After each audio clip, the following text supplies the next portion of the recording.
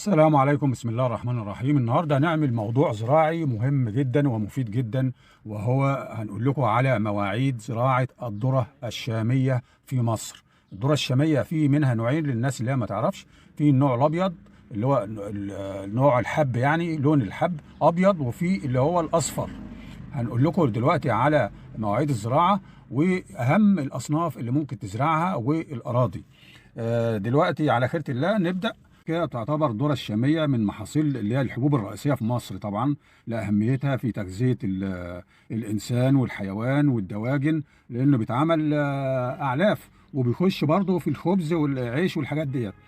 بتدخل في صناعة الأعلاف قلنا بنسبة حوالي 70%، وبتدخل في صناعة الخبز بنسبة 20%، وبتدخل كمان في بعض اللي هي الصناعات زي استخراج سكر الجلوكوز والفركتوز والزيوت والحاجات دي.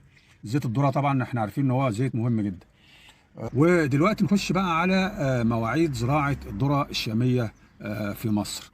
اول حاجة الذرة بيتزرع خلال اللي هو النص الثاني من شهر ابريل. خد بالك من معلومة مهمة، ان انت كل ما تزرعه في التوقيت المناسب او مبكر يعني بيديك محصول كبير، وبيتجنب الاصابة بالمن والافات والديدان والحاجات ديت والثقبات. فأهم حاجة إن أنت تزرعه في النص الثاني من شهر أبريل، اللي هو شهر 4، اللي هو بيبقى بعد ما بتحصد اللي هي المحاصيل الشتوية المبكرة. بعد كده يعني في خلال كمان شهر 5، شهر مايو، بعد ما بتحصد البرسيم والقمح والشعير. خلاص. طيب، تفاصيل بقى اللي هي الزراعه المبكره بتسمح، طبعا قلنا زي ما انا قلت قبل كده، ان الزراعه المبكره بتسمح بنمو اللي هي النباتات الذره، نمو جيد جدا، وبتقلل الاصابه بالثقبات والمن والحاجات كل الافات دي. اما بعد شهر 5، لو انت زرعت بعد شهر 5 طبعا المحصول بينقص جامد جدا وما بيجيبش انتاج اللي يرضيك يعني.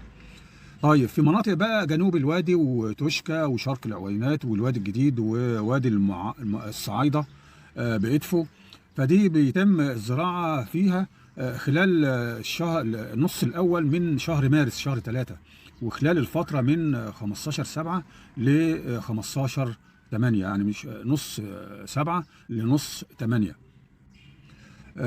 طيب، نخش بقى على أهم الأصناف فيه. طبعا عندنا أصناف مستنبطة، مجموعة من الهيجن يعني الفردية والثلاثية. طبعا في من حضراتكم هيسأل يعني إيه هجين فردي ويعني إيه هجين ثلاثي. الهجين يعني إن هما بيستنبطوا سلالات من بعض، يعني بيجيب سلالة نقية وبيهجنها بسلالة تانية برضو نقية، فتطلع يعني نوعية من نوعين اتنين فقط. اما دي الفرديه. اما الهجين الثلاثي ان هو بيهجن 3 سلالات من الذره مع بعض. خلاص، يبقى هو ده الفرق بين الهجين الفردي والهجين الثلاثي. الهجين الفردي بيهجن نوعين، صنفين اتنين فقط مع بعض، يطلع لك نوع كويس. اما اللي هو الثلاثي قلنا ان هو بيهجن 3 اصناف مع بعض، وفي فرق بين الاتنين طبعا، ان الهجين الفردي بيبقى اقوى في الانتاج واحسن في الانتاج. اما الهجين الثلاثي فهو يعني كويس كل حاجه، بس اقل من الفردي. لكن الثلاثي فيه ميزه ان هو بيستحمل فترات التاخير، لما بتيجي تزرع متاخر الذره فبيستحمل العوامل الجويه والحاجات دي، فبيقدر يتفادى الامراض والحاجات دي ويديك انتاج. هو ده الفرق بين الاثنين. الاصناف دي بتجود زراعتها بالاراضي اللي هي الجديده قلنا، والمستصلحه والمستزرعه اللي هي حديثا يعني، اللي هي بتبقى تحت نظم خاصه من التسميد والري. طيب، نخش بقى على اهم الاصناف. عندنا الصنف الهجن الفردي، الهجن الفرديه. عندنا قلنا نوع ابيض ونوع اصفر. النوع الابيض اهم الاصناف اللي هي جيزه 10 وجيزه 122 وجيزه 123 وجيزه 124 و129 ووطنيه 4 وبشاير 13 وبشاير 2010 و2030. ونخش بقى على الصنف اللي هو الاصفر، اللي هو في عندنا جيزه 155 وبيونير 3084 و3080 و3062. دي اهم الاصناف في سواء في الهجن الفردي اللي هو الابيض او الاصفر. طيب، نخش بقى على اصناف الهجن الثلاثيه. في عندنا برضو ابيض واصفر. هنخش الاول على النوع الابيض. دي عندنا جيزه 310 و311 و320 و321 و22 و323 و324 و325 و326 و327. وعندنا كمان نوع اللي هو وطنيه واحد، وفي نوع اسمه نفرتيتي.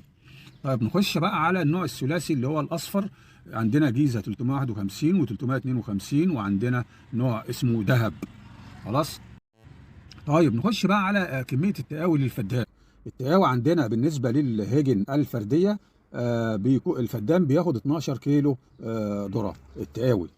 طيب بالنسبه للهجن الثلاثيه الفدان بياخد 15 كيلو، ده بيزيد شويه في الهجن الثلاثيه.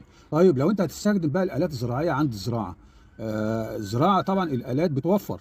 فعندنا في الهجن الفردي الفدان بياخد 8 كيلو فقط، اما الهجن الثلاثيه بياخد 9 كيلو برضه فقط. ف يعني توفير جامد جدا بالنسبه لو انت بتستخدم الالات الزراعيه.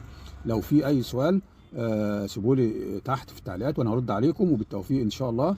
واهتموا بالموضوع ده لانه موضوع مفيد جدا وبيجيب ارباح اقتصاديه عاليه للمزارع. السلام عليكم ورحمه الله.